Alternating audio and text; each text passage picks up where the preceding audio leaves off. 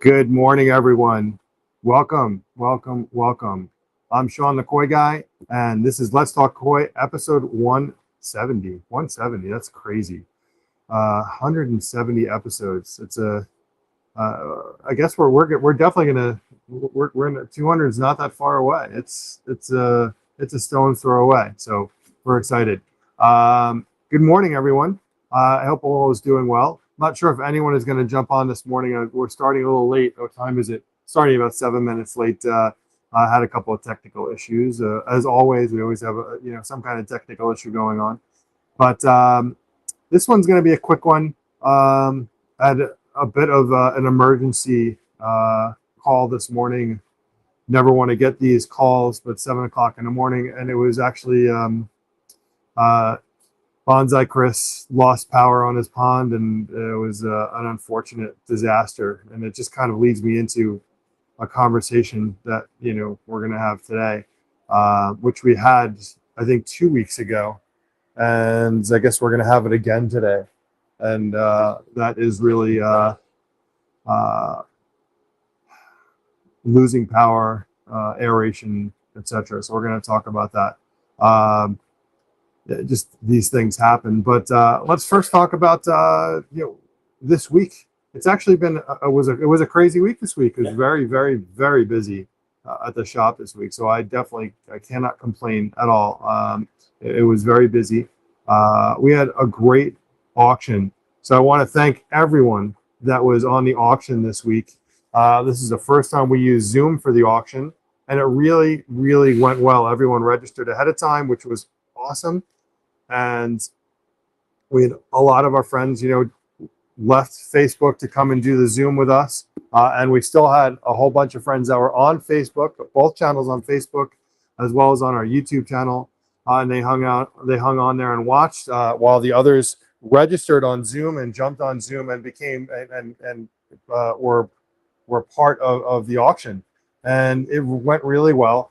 You guys picked some amazing fish. So thank you. I'm glad that we were able to find some fish you guys really liked. Yeah, you guys got some great fish. And we have another one coming up. Big C is going to go look at the calendar and see what the next. Yeah. I'll tell you what the date is. August 6th. August 6th. So the next auction is planned for August 6th. Right now we're doing them every 2 weeks. I'd like to get them down to every week eventually again, but right now we're doing August 6th will be the next one. So that's 2 weeks away from now, a little less than 2 weeks from now. And right now we're just picking the fish for those. And again, thank you for being a part of it. It's been great. I don't know if do we have anyone on? You have a comment right here. Oh, on the screen. Hey, Michael, I can actually see the comments here. Good morning, buddy. And we got Jody saying good morning as well. Oh, I can't. How do you scroll down? Oh, you're posting them there. Okay, I see it. Oh, you're in Newport.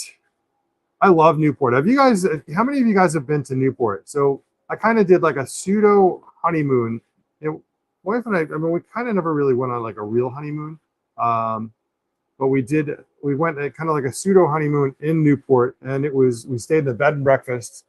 Really, really nice bed and breakfast. It was kind of weird though. So owned by like a true like old school husband and wife. It was weird though. Like the husband called her mom, like mommy. It was kind of strange. Like that was weird. We had a jacuzzi in our room, and we accidentally left. I guess back when we actually read newspapers. I guess Robin was in the tub and had a newspaper or something like that, and she left it by the tub, and it fell in the tub, and then the paper went everywhere, and we didn't know it and I guess there's still water in there, and they got very upset about that. Again, to the pumps, the air, everything. Yeah, they were not happy. So Newport is awesome. I hope you have an amazing time. If you've never been to Newport, like the mansions in Newport are just unbelievable. I mean, the Rockefellers, every rich family in the country had a home, kind of like in the Hamptons. It was Newport, Rhode Island. And if I remember correctly, we went to visit this one house. It was called the Marble House, and this is we're talking almost 30 years ago. So it was called the Marble House. It was owned by one of the Rockefellers. And Michael, you've probably seen this place, the Marble House. Good morning, Kathy. Good morning, Ed. Good morning, Jody. And they spent $10 million on marble in what? I don't know, the 20s. Like, when were these built? I don't even know. Michael, you might be able to answer that question. The Marble House, when was it built? But they spent $10 million on marble back then. So kind of crazy. I think Chad is looking it up for me. What year was it? Oh, it was built from 1888 to 1892. Wow. That's amazing. But so we did a tour of that Marble House. If you guys are online, you're looking at that house in Rhode Island. It was quite amazing. Rhode Island was such a spectacular place. Picture of it right now, going on. Yeah, there's I love that you can do that. Yeah. That's pretty cool. So we're just showing a picture. That's a Marble House in Rhode Island. Michael's been going there for 42 years. Every single summer, he's been going to Rhode Island. Has anyone else ever been to Rhode Island? It is an absolutely gorgeous place. I am finally taking a vacation. I do need to put it on the calendar. So September 2nd to September 12th, I am going away on vacation. Where are you going? I'm going to St. Lucia. Very excited. Rob and I try and go somewhere. It's usually an island. Hi, Rachel. Good morning. It took 4 years to build. Yes. You're talking about the Marble House, I believe. You're talking about the Marble House took 4 years. Yeah. I do love Rhode Island. I would love to get back there. I definitely would like to get back there one of these days. It is truly a gorgeous place to visit. But we decided we're going to go to St. Lucia. Every year we decide to go somewhere. So I'm excited to get away. It's been an exciting season so far. We've done a lot of things. It's been incredibly hectic, which I definitely cannot complain. But I do need a little bit of time. I need a break. So I'm looking forward to going away with Robin. I'm not sure if he's watching. Hi, babe. I don't see her on here, but doesn't mean that she's not watching. So as I was saying, I had gotten an emergency call this morning from Chris, and unfortunately they lost power in the middle of the night. Chris has been growing these fish for 15 years, and this collection was one of those hidden collections that, like, no one had any idea that he had this amazing collection of fish. And so it was very emotional moments, very upsetting, pulling fish out that unfortunately had suffocated from a lack of oxygen.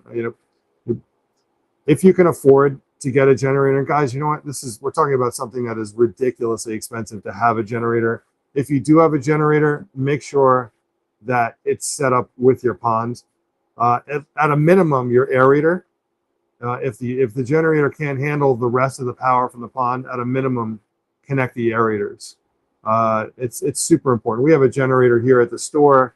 God forbid something happens, we know that it'll kick in, and it's something that it's a must-have item when you have a pond and you have a collection that you've been raising. I mean, listen, you can only do what you can do. Unfortunately, there was a company called Hylia that it still existed, but they made this great aerator that you used all the time, but it was a battery backup, and if the power went out, it stayed on for quite a number of hours. Unfortunately, they kept on failing. They just stopped working, and we were getting I think we had like a 98% return rate on them. And the first year they were working great, and then after that they did not. So I'm going to ask you guys, is anyone aware of a really good battery backup aeration system that we can pick up and recommend to our customers. The Hialeah was a great one. It really was. It was an excellent one. I have no one that can go and grab it. Where is it? You know the one that we were using in for the videos? Yeah. That black one with the little dial. Can you grab that? Yeah. That one was an amazing one. And you may still be able to get them. The distributor we were getting them from stopped carrying them because they just were, everyone was returning them.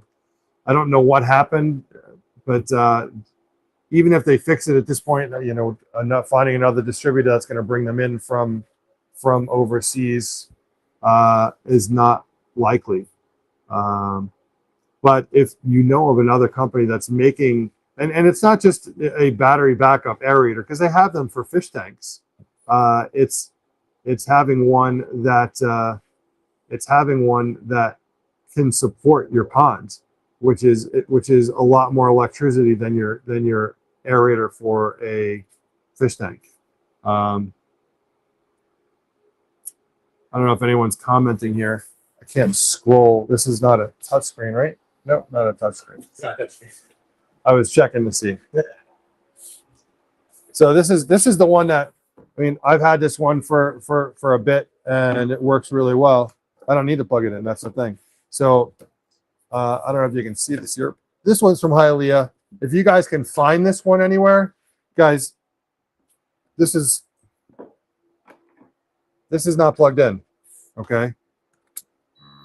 Okay, it's on right now. Blowing air right now. Okay, you can feel it. So that the microphone. Okay, it's on right now. This is really a lifesaver. Yeah, so Kathy, I'm glad you guys got a generator on. It's one of those things that I can't stress enough. I mean, literally, your fish have hours. We're not talking about 24 hours. We're talking about a couple of hours before they run out of oxygen. There's a lot less oxygen in the warmer water. And as soon as the power goes out, I mean, it's literally their lifeline is the aeration. And as soon as it goes out, I mean, they're done for. So if you have a generator, make sure your pond is set up to that generator. It's super, super important. Even if it's just the aerator. If you guys can find one of these online, okay, this is from Hialeah, Hailea, and it's the CP-60. If you can find one, it's great to have as a spare. Like I said, the ones that we had, we were selling, we were getting a huge return rate on, but that was a couple of years ago. Maybe they fixed the problem since then. Whatever that problem was, I don't know. But I mean, like I said, it's not plugged in right now. You can see it's not plugged in. It's on, and you can dial down the amount of air based on, you know, you have a lot of fish, you have a few fish, and based on how long you think that electric is going to be out for, it can run on low. I believe it can run up to 24 hours if it's completely full. So that's plugged in, and then power goes out. And switches over to It the automatically goes on, right? And that's the way it works. Is it's plugged in all the time, and it becomes your aerator. And you can, like I said, you can dial it down. So you can, yeah, if you have too much air you're doing, then you can certainly dial it down because it's a 60 LPM air pump. This would become your always air system. And if the power goes out, it automatically stays on. And it's a lifesaver. So if you guys can still get these, I actually called a friend of mine who was selling these to see if he can still get them, just because you know, and maybe they fixed the problem. But if you can get them, I would get them. Beyond that, you know, it was a bit of a you know, just a sad morning. Yeah, thank you, Kathy. I just wanted to talk about that really. Not too much else going on. We